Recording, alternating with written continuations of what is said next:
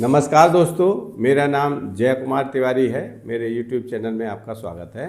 दोस्तों, मैं आवास एवं शहरी नियोजन विभाग से सेवानिवृत्त सहायक अभियंता हूं। आज मैं बात करूंगा कि उत्तर प्रदेश सरकार द्वारा शहरी पुनर्विकास नीति 2026 की घोषणा करते हुए इसके लिए शासनादेश भी कुछ दिन पहले निर्गत कर दिया है। तो इस नीति के अंतर्गत वो भवन जो काफ़ी पुराने हो गए हैं, चाहे वो हाउसिंग सोसाइटीज़ के भवन हो या किसी सरकारी या प्राइवेट कार्यालय से संबंधित भवन हो, आप देख रहे होंगे कि उत्तर प्रदेश में विशेष रूप से, चूँकि यहाँ पर पहले शहरी पुनर्विकास नीति लागू नहीं थी, तो काफ़ी कार्यालय ऐसे हैं, सरकारी कार्यालय भी उसमें शामिल हैं, जो बहुत पुराने समय से बने हुए हैं, जिनके भवन मेरे ख्याल अंग्रेज़ों के समय या उसके बाद भी बनाए गए भवन हैं और आज वो काफ़ी जीर्ण शीर्ण अवस्था में हो गए हैं। तो उन भवनों के स्थान पर, चाहे वो प्राइवेट बिल्डिंग्स हों, पुरानी बनी हुई सरकारी भवन हो या कोई हाउसिंग सोसाइटीज़ हैं, उन सारे भवनों को ध्वस्त कर अब उनके स्थान पर नए बहुमंजिले आधुनिक भवन बनाए जाने के लिए ये नीति बनाई गई है। तो इस वीडियो में विस्तार से जानेंगे कि इस नीति के अंतर्गत कौन कौन से वो भवन हैं जो लिए जा सकते हैं, इस नीति के अंदर में कौन कौन से वो भवन हैं जो इसके दायरे में नहीं आएंगे, इस नीति को पालन करने के लिए क्या क्या क्राइटेरिया बनाया है सरकार ने, और अंत में मैं बात करूंगा कि इन भवनों के पुनर्विकास के लिए जो नीति बनाई गई है ये पूरी तरह प्रभावी रूप से लागू हो जाए, इसके लिए सरकार को कुछ और ध्यान देने की आवश्यकता है, जो मुझे लगता है कि इस नीति में अभी उसका उल्लेख नहीं किया गया है। तो आइए वीडियो शुरू करते हैं।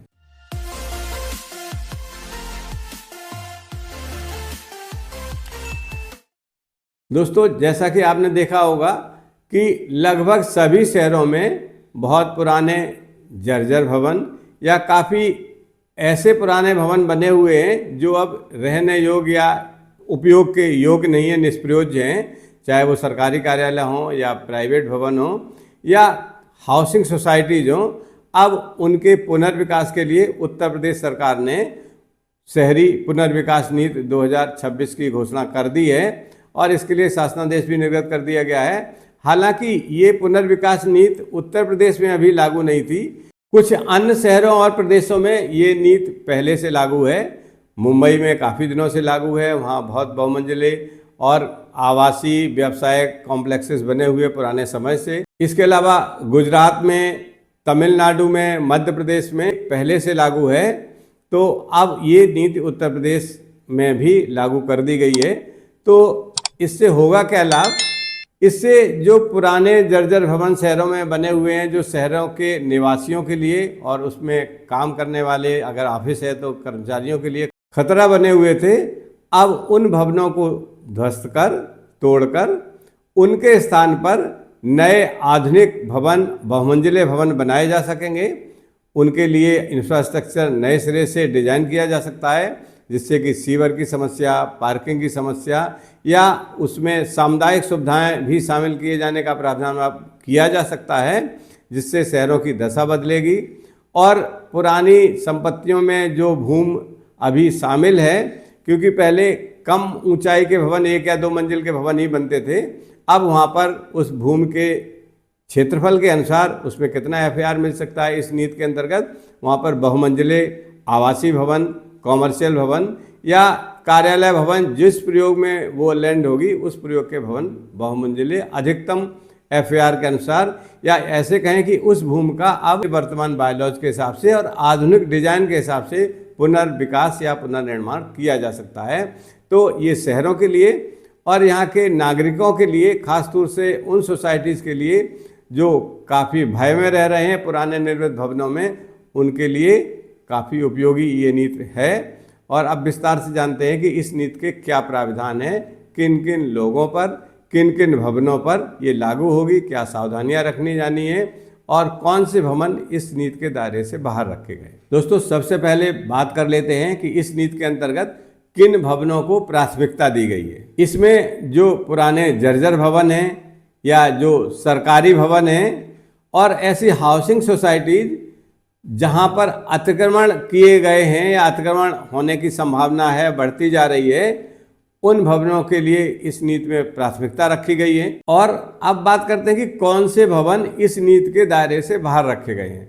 दोस्तों, जो किसी भी शहर में हेरिटेज से संबंधित भवन है या भारतीय पुरातत्व संरक्षण विभाग से संबंधित जो भवन है, उन भवनों को इसके दायरे से बाहर रखा गया है, अर्थात उन भवनों के पुनर्विकास की कोई संभावना इस नीति के अंतर्गत नहीं है। दोस्तों, अब बात करते हैं कि इस नीति के अंतर्गत जो भवन शामिल किए जाएंगे उनकी बेसिक रिक्वायरमेंट क्या है, क्या आवश्यकता है, क्या मानक हैं, वो पूरे होने पर ही उन भवनों को इसमें शामिल किया जाएगा। इसमें उन्हीं भवनों को शामिल किया जाएगा जिनके भूमि का क्षेत्रफल न्यूनतम 1500 वर्ग मीटर होगा, मतलब 1500 वर्ग मीटर या उससे अधिक भूमि क्षेत्रफल वाले भवनों को ही इसमें शामिल किया जाएगा।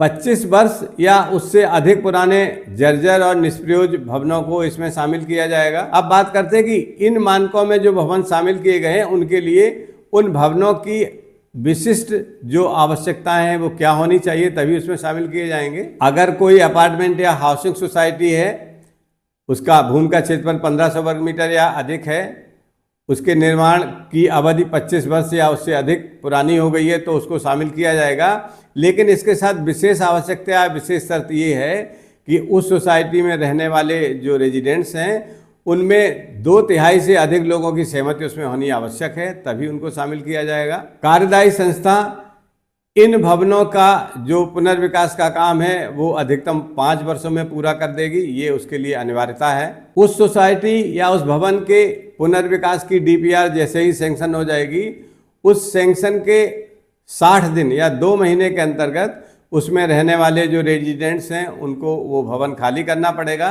तभी उसमें पुनर्विकास का काम किया जा सकता है। सबसे महत्वपूर्ण और जो वहाँ के निवासी हैं उनके लिए उपयोगी सबसे महत्वपूर्ण बात यह है कि उन निवासियों को पुनर्स्थापित करने के लिए, कहीं और रहने की व्यवस्था करने के लिए जो जिम्मेदारी है वो उस कार्यदायी संस्था की है। वो कार्यदायी संस्था जो पुनर्विकास का कार्य करेगी उनको रहने की निःशुल्क सुविधा उपलब्ध कराएगी। और अगर उन निवासियों को निःशुल्क रहने की सुविधा उपलब्ध नहीं करा पाती है तो वो निवासी स्वयं अपने खर्चे पर, अपने किराए पर लेकर भवन में रहेंगे और उनका जो किराया है वो उस कार्यदायी संस्था को देना पड़ेगा। इन भवनों के पुनर्विकास से नए आधुनिक भवन उस स्थान पर बनाए जा सकेंगे जहां पर कि अभी पुराने भवन मौजूद हैं और जिनसे जान माल का खतरा है या जर्जर स्थिति में हैं।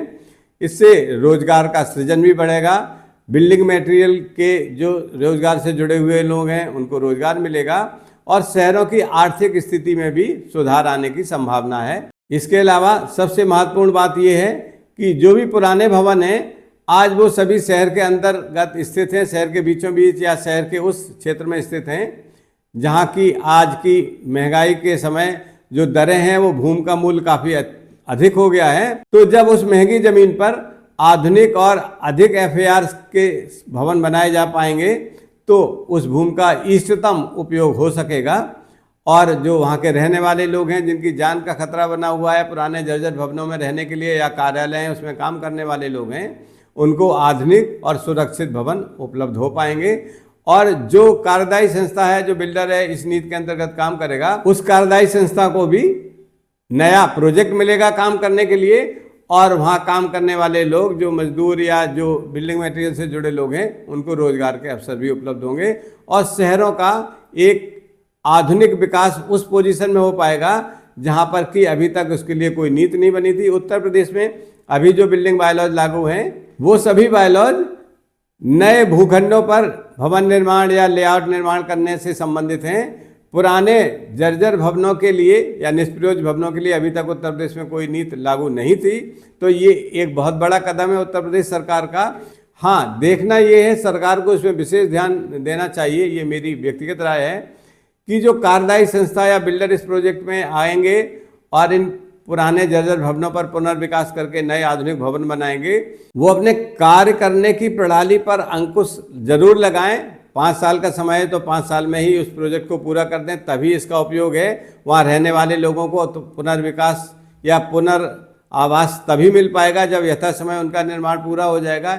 ऐसा ना हो कि सरकार का इस पर कोई अंकुश ना हो और जो प्रोजेक्ट पूरा करने वाली कार्यदायी संस्था है वो एक प्रोजेक्ट को हाथ में पकड़े, अधूरा लटकाए, फिर पैसा इकट्ठा करे, दूसरा प्रोजेक्ट शुरू कर दे, फिर तीसरा शुरू कर दे। जैसा कि नोएडा और ग्रेटर नोएडा में आप देख रहे हैं, अपने वास्तव रूप में उपयोग में ना आ पाए तो इस नीति का उतना उपयोग नहीं हो पाएगा जितना कि सरकार की मंशा है। तो सरकार को इस बात पे अंकुश जरूर लगाना चाहिए कि कार्यदायी संस्था या बिल्डर जो एजेंसी इस पे काम करेगी वो यथा समय पूरा करे, नंबर 1। और नंबर 2 ये कि अगर हाउसिंग सोसाइटीज़ की बिल्डिंग है तो जो लोग उसमें रह रहे हैं उनके हित का पूरा ध्यान रखा जाए, उनको कार्य करने के समय पर निःशुल्क आवास उपलब्ध कराए जाएं। हालांकि पॉलिसी में ऐसा उल्लेख है कि उनको उपलब्ध कराया जाएगा, लेकिन इसका पालन भी हो, सरकार इसमें फेल ना हो जाए कि उस कार्यदायी संस्था पर उसका कोई अंकुश ना हो, तो ये नीति काफ़ी प्रभावी रहेगी और उत्तर प्रदेश के शहरों के आर्थिक विकास में और शहरों के स्वरूप बदलने में काफ़ी उपयोगी रहेगी।